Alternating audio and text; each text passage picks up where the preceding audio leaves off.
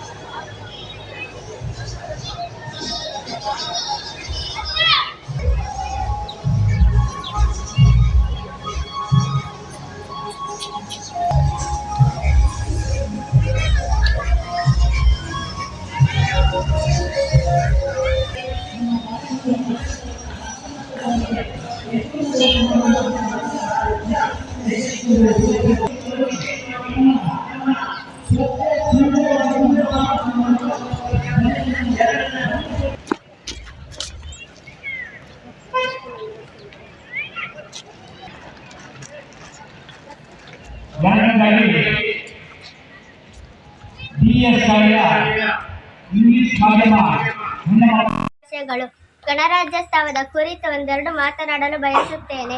ಭಾರತದ ಸಂವಿಧಾನವು 26 ಜನವರಿ 1950ರಂದು ಜಾರಿಗೆ ಬಂದಿತು.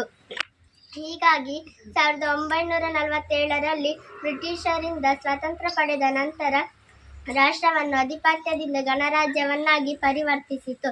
ಸಂವಿಧಾನವನ್ನು ನವೆಂಬರ್ 26ರಂದು ಭಾರತದ ಸಂವಿಧಾನ ಸಭೆಯು ಅಂಗೀಕರಿಸಿತು. ಭಾರತದಲ್ಲಿ ಸಂವಿಧಾನ ಸಭೆಯು ಅಂಗೀಕಾರವಾಗಿದ್ದು 1949 ನವೆಂಬರ್ 26ರಂದೇ ಆದರೂ ಅನುಷ್ಠಾನಕ್ಕೆ ತಂದಿತು. 1950ರಂದು ಜನವರಿ 26 ಈ ದಿನವನ್ನು ಗಣರಾಜ್ಯೋತ್ಸವ ದಿನವನ್ನಾಗಿ ಆಚರಣೆ ಮಾಡಲಾಗುತ್ತದೆ. ಭಾರತ ಸಂವಿಧಾನ ಜನರನ್ನು ಸೂಕ್ಷ್ಮಗೊಳಿಸಿದೆ, ಸರ್ವರಿಗೂ ಸಮಾನತೆ ಒದಗಿಸಿದೆ, ಮೂಲಭೂತ ಹಕ್ಕುಗಳನ್ನು ನೀಡಿದೆ, ಕರ್ತವ್ಯಗಳನ್ನು ನೀಡಿದೆ. ಭಾರತಕ್ಕೆ ಸಂವಿಧಾನವೇ ಬಹುದೊಡ್ಡ ಬಲ.